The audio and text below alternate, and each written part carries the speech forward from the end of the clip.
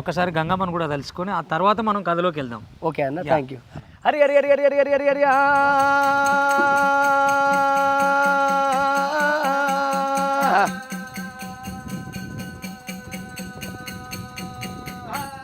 గణనాథుని సంగతి ఈ చోట ఉండని గాని గంగా శాస్త్రం గంగా పురాణం మరి ఎట్లా ఉన్నది ఓ రామ రామ.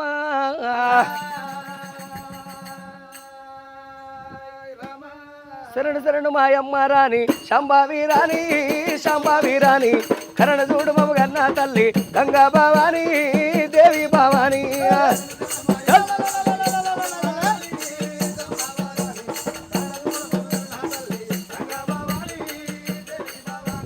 శరణు శరణు మాయమ్మ రాణి శాంబావి రాణి శాంబావి రాణి కరణ చూడు మమ్మ గన్నా తల్లి గంగా భవాని దేవి భవాని.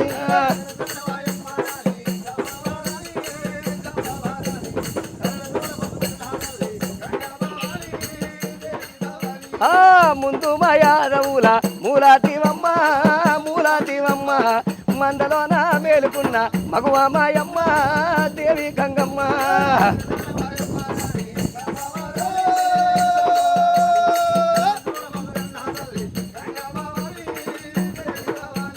శరణు శరణు మాయమ్మ రాణి శాంబావి రాణి శాంబావ రాణి కరణ చూడు మగన్న తల్లి గంగా భవాని దేవి భవాని.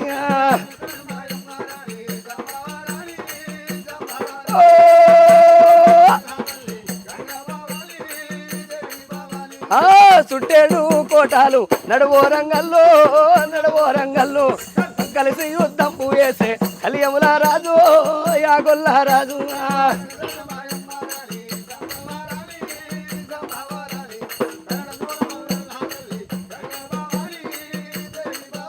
అయ్యో గంగ వచ్చే చూడరమ్మ గాలి మేఘాన నీలి మేఘాన మంగళార్తులు ఇవ్వరమ్మ మగవాళ్ళందారే సెలియాలందారు.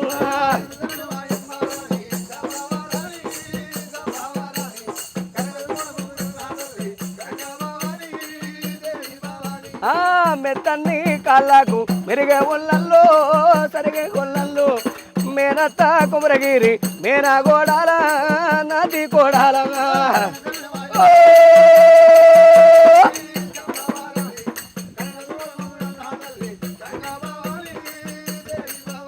ఏ గంగో దేవి శారదా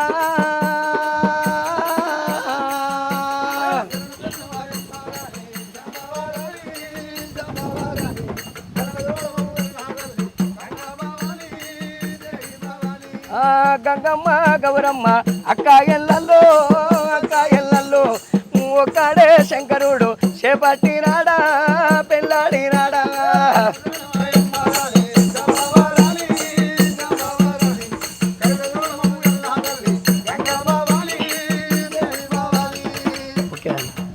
అబ్బా అన్న ప్రార్థన గీతానికే పానం ఆగుతలేదు, అడుగేయాలనిపిస్తుంది నిన్ను చూస్తుంటే.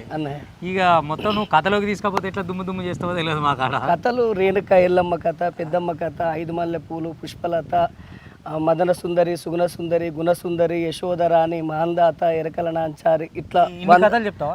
100-200 కథలు చెప్తాను. అబ్బాబ్బాబ్బా, అంటే నీకు మీ ఇంట్లో ఉందా, అంటే మీ నాయనతో వచ్చిందా వారసత్వమా ఇది ఎట్లా? లేదన్న, చిన్నప్పుడు నేను చదువుకునేటప్పుడు బడిలో పాటలు పాడేది. పాటలు పాడుతూ ఉంటే మా విలేజ్లో నేర్చుకుంటా ఉంటే నేను కూడా కథ నిర్వహణని మా గురువు గారు మిద్దెరాములు ఆయన దగ్గర నేర్చుకున్నా. ఒక మిద్దెరాముల దగ్గర నేర్చుకున్నా? ఆయన క్యాసెట్లు వింటూ నేర్చుకున్నా, తనతో పాటు కూడా ప్రదర్శన ఇచ్చిన. అంటే ఇప్పుడు ఆయన నిజంగా ఒక్క కథని ప్రపంచానికి పరిచయం చేసిండు. మా గురువు ఆయన మిద్దెరాములు. సూపర్ సూపర్ అని. అంటే ఆయనే స్వయంగా నిన్ను మెచ్చుకున్న విషయం కూడా నాకు తెలుసు. అవును. ఇక్కడ కథ చెప్తా ఉంటే, బేగంపేటలో కథ చెప్తా ఉంటే, చిన్నప్పుడు నేను 12-13 సంవత్సరాలు అప్పుడు పాట పాడుతూ ఒక ఎల్లమ్మ కథ పాట పాడుతూ ఉంటే, నువ్వు చాలా ముందుకు ఎదుగుతావు, మంచి కళాకారుని అవుతావని ఆయన దీవెన పెట్టిండు.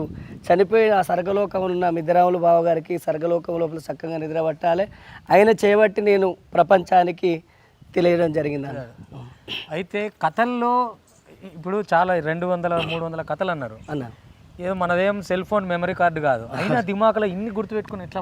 భగవంతుడు, ఆ ఎల్లవ తల్లి, పోషవ తల్లి, శివుడు వాళ్ళ ఆశీర్వాదంతో మాకు అన్ని జ్ఞాపకం ఉంటాయి అన్న. సూపర్ నిజంగా. నువ్వు అంటే నేను మీ కథలు చూస్తుంటా యూట్యూబ్లో, మామూలు కథ కాదు అది.